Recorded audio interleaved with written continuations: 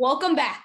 At the time of this interview, Major League Baseball and the Players Association had yet to agree on their labor disputes. This means not only is spring training still delayed, but the commissioner canceled the first two series of the season. Those games will not be made up, and the players will not be paid. That is not fun. So we will continue our current trend of speaking with players who are getting ready for a season, the amazing minor leaguers. I am Grayson Knight, and this is Baseball Podcasts Are Fun. Today, I have a super special guest. Not only is my guest a pitcher in my favorite baseball organization, the Rays, he also happens to have a scary story with what appears to be a happy ending. Please welcome to today's show, Tyler Zombro. Hi, Tyler. How you doing? I'm doing well. How are you? I'm good. Thanks for being on the show. Tyler, my dad and I talked a lot about what happened to you last year, which we will talk about later, but he made a great point. He said you aren't just a guy that had an accident. You also have a story about your journey to where you are today. Can you start by telling me and my listeners about your background? Where did you grow up playing? So I grew up in Stanton, Virginia. I went to a small high school there, went to George Mason University, played there for 4 years. I actually was a non-drafted free agent. So I actually began working in the real world after I was undrafted. I then signed with the Rays in July of 2017. I have been playing in the Rays organization ever since then. And I also have been working a full-time job as well ever since then. What types of activities outside of baseball were you doing when you were my age? Oh man. Well, trying to solve Rubik's cubes is one of those. So you can pencil that one in. But I always played a ton of basketball growing up. Basketball was honestly one of my first passions. I enjoyed the strategic aspects to it. I enjoyed the angles, thinking a few steps ahead. So really basketball, baseball, and then of course school. I went to governor school in high school as well. So I had a lot on my plate academically, but school and then sports. Did you grow up like wanting to play basketball like you did for baseball? I did. Um, as soon as I realized that, I was only 6 feet tall and pretty unathletic, the basketball dream quickly died down. Mm-hmm. But I did love basketball nearly as much as baseball. But of course, with my physical skill set, I knew that basketball could not be my long-term journey. Did you know you or think when you were 12 that you wanted to grow up and play baseball for a living? I did. It's probably at age 5 or 6, I started to paint the picture of being a baseball player. And then really a lot of my actions after that have followed in accordance to try to tackle that goal. What made you stand out to some college coaches, and why did you choose George Mason? So in terms of standing out to college coaches, I would say my overall makeup in terms of maturity, I was always a mature individual. So having that in my background likely helped and attracted me to schools. In terms of choosing George Mason, it was either George Mason or Ivy League schools. As I referenced, I went to governor school where I left high school with about 40 college credits. And so with that in mind, those credits would not transfer to an Ivy League. And then George Mason became the next best fit in terms of transferring those credits, academic, athletic balance. And at that point in time, George Mason had a pretty good history of getting guys into professional baseball. My dad got his undergrad at Marymount University, which is not far from George Mason. Is that correct? That is correct. That's in Arlington. So I was in Fairfax, but I've actually I had been in the DC area from 2013 until 2020. I saw a video of you at school that said you wanted to do physical therapy or something else in medical school, in the medical field after college, right? That's correct. I was a pre-PT, pre-med major. Is that something you still want to do after baseball? No, not entirely. So the current job that I work at integrates a lot of physical therapy concepts, biomechanics, obviously ball flight data, but that's in terms of training athletes. So that application to the baseball field and training those guys is more so of my passion than taking it to the medical field in isolation. Okay, I want to back up a second. At what point in college did you think professional baseball was going to be a possibility? I would say after my freshman year, so I had a pretty big impact as a freshman. Had a really good year, logged a lot of innings, was pretty successful with that. So after my freshman year, I really began to think that yeah, this is a strong possibility that I could play at the professional level and be successful. Can you tell us about the moment you were contacted by the Rays to join their organization? Yeah, so it was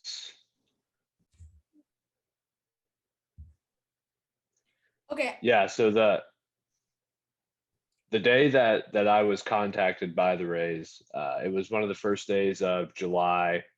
I remember I had just gone into work, thinking it was just another normal day. Of course, this is a month after the draft, so I wasn't expecting any calls. I figured those would have happened, the week after the draft or whatever, but unfortunately, that hadn't happened. And I saw I had a missed call from Lou Wieben, who was the area scout for the Rays.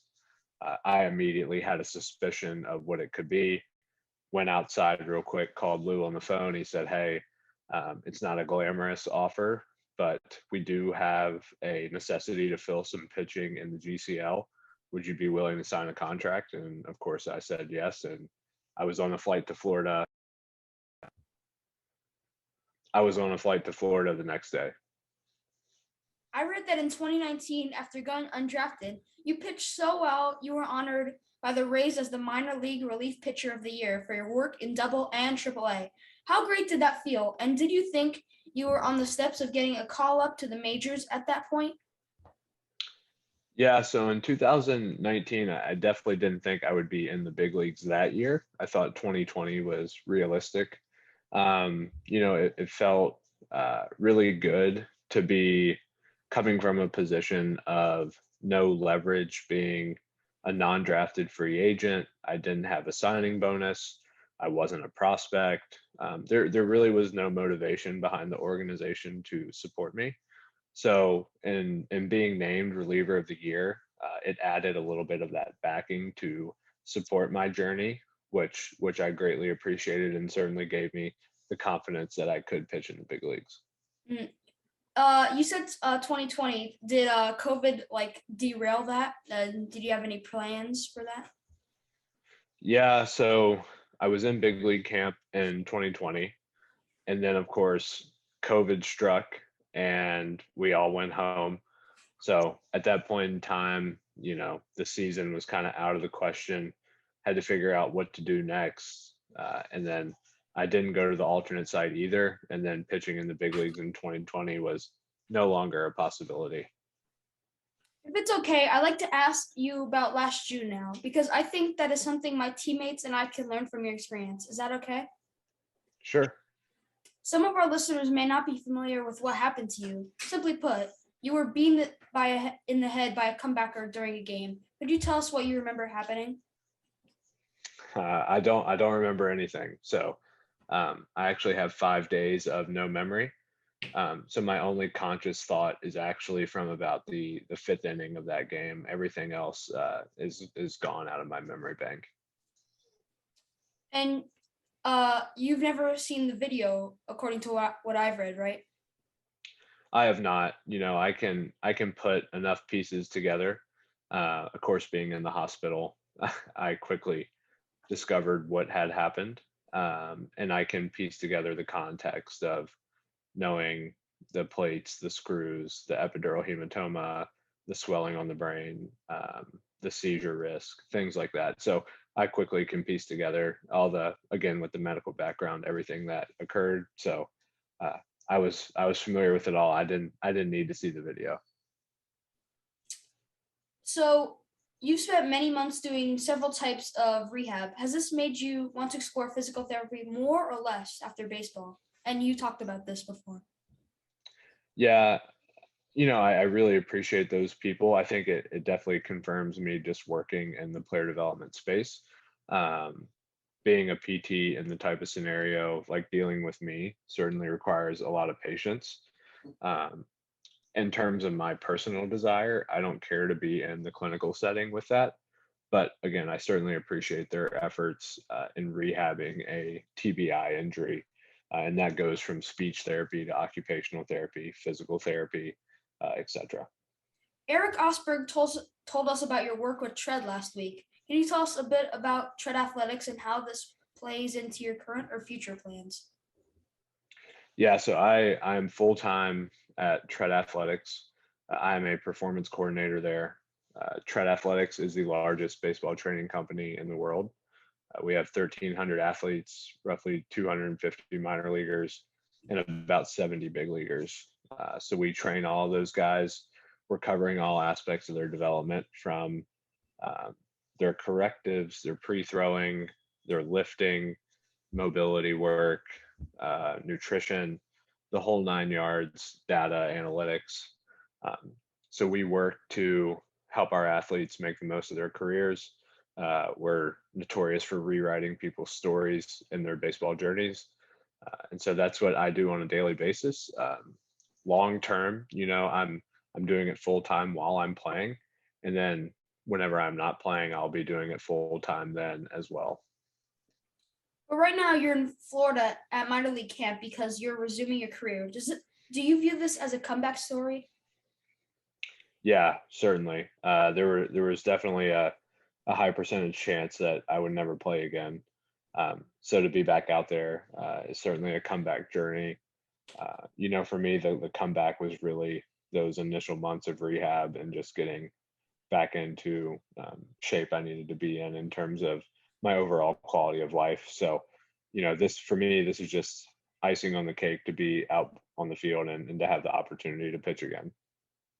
Is this something that you want or need to do? How much encouragement have you gotten from your family and the Rays? Yeah, so this is something I want to do, and I want to do it because of those people around me who have pushed me and motivated me. Like you touched on there with the Rays and teammates, they've all been very supportive. The Rays were incredible in helping my family and I, my wife and I, as obviously we went through a lot. And then my teammates, allowing me to keep things in perspective all along to push me to get back out on the field. Like I mentioned, I have a full-time job, so stepping away from playing would not be a difficult transition in terms of how my life functions. But again, making the most of my time to be able to play and knowing to maximize on this opportunity. Have you gotten a big reception?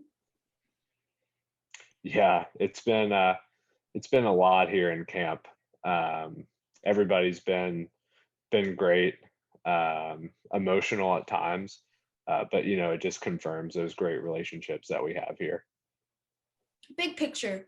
If you were 100% better, do you think this year or next year you get the phone call you're going to the bigs? We'll see. We'll see.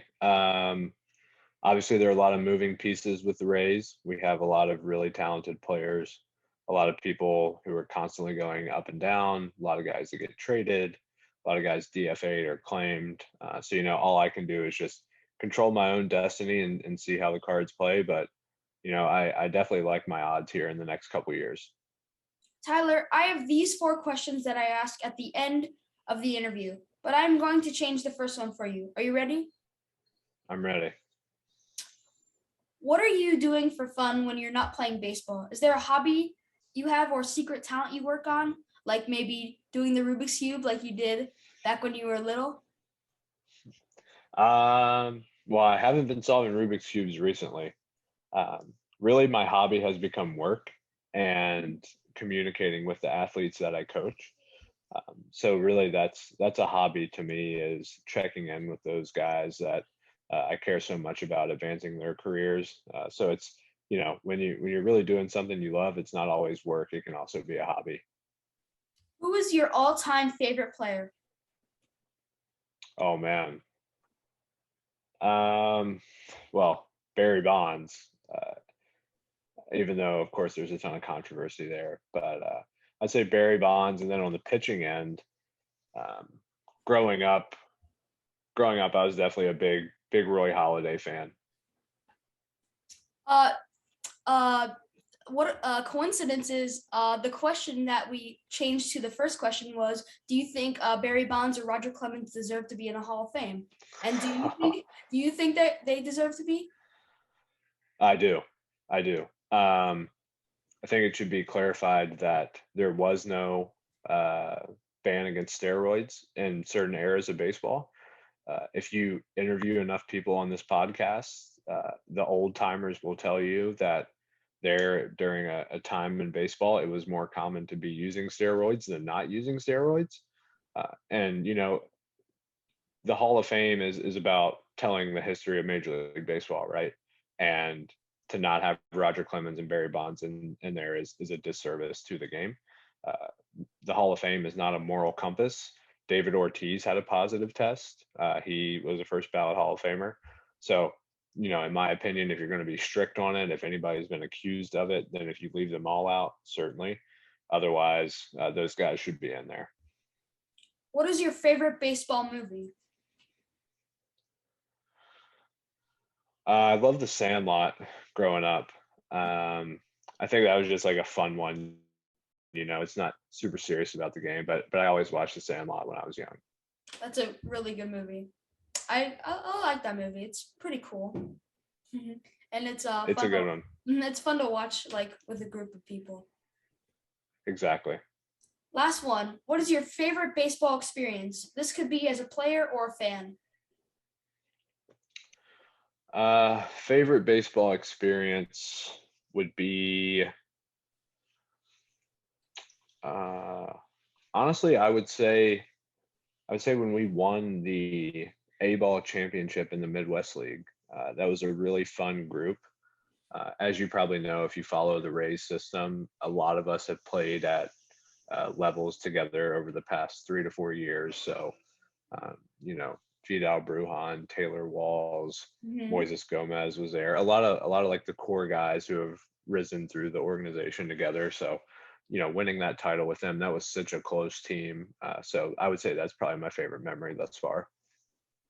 Tyler, I think you're amazing. You really are someone that me and my teammates can look up to.